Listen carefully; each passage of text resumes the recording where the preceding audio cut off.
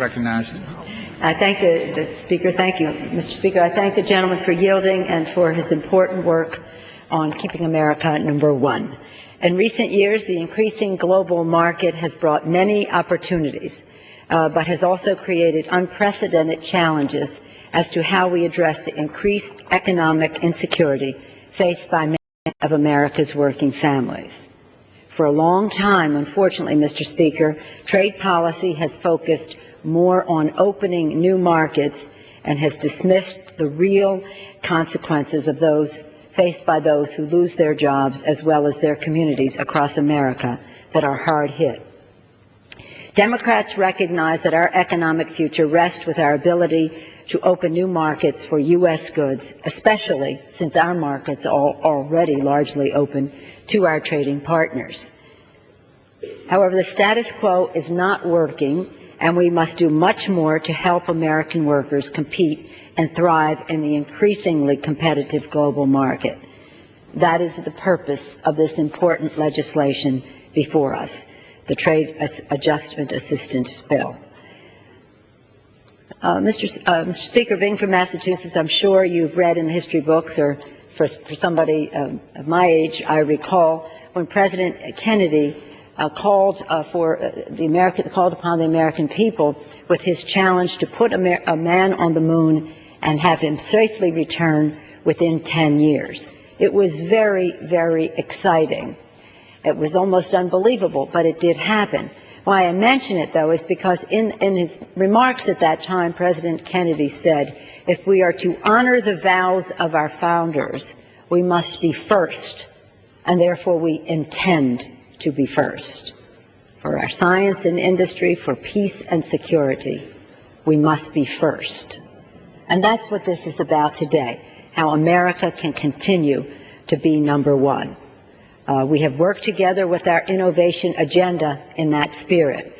The innovation agenda, much of which has been passed overwhelmingly in a bipartisan way by the Congress and signed into law by President Bush.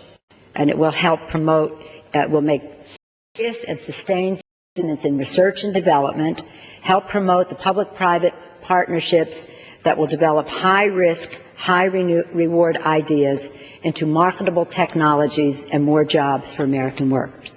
In other words, we're saying if we're going to compete successfully, we must innovate.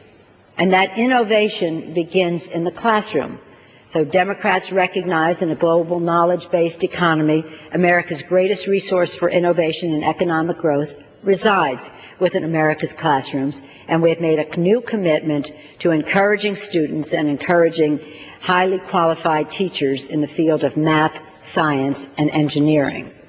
We have also made higher education more affordable and accessible. Again, in a strong bipartisan way, voted by this House, we passed the College Cost Reduction and Access Act. That was signed into law by the President. It has made the largest investment in college affordability since the GI Bill was passed in 1944, a bill that was referenced by our colleague, Mr. Sestak, earlier. We have also forged a new approach for free trade agreements, where for the first time, Democrats in Congress and Republicans, working with Mr. McCreary and Mr. Rangel, the chairman, working with the administration, were able to forge a new approach. For the first time, enforceable basic labor rights and environmental standards will be included in free trade agreements negotiated by the Bush administration, ensuring that our trading partners do not lure American jobs abroad through the use of weak labor laws and lax environmental standards. Today's bill is the next step in our agenda to expand economic security. It is a departure from the status quo. The current Trade Adjustment Assistance Initiative does not do enough to help those who lose their jobs through no fault of their own.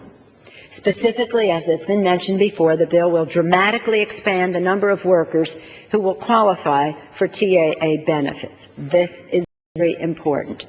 It will offer increased funding and options for workers' training so that individuals can pursue substantive training programs that lead to higher-paying jobs.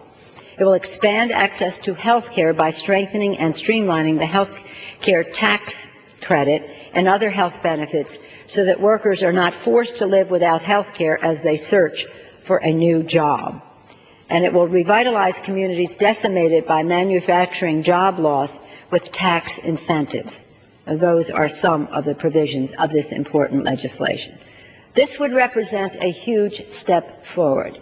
This would say to the American people and American workers who have lost their jobs or are concerned about losing their jobs to trade that they are not alone.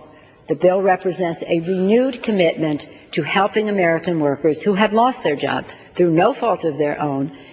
Free and fair trade can only thrive if we help those who are facing the downside of a global economy. In the coming months, Democrats will continue to lay out a positive agenda to ensure economic growth and economic security for America's families. We will continue to pursue a positive agenda to keep America number one. I urge our colleagues to oppose the substitute and to support the underlying legislation. Thank you, Mr. Speaker.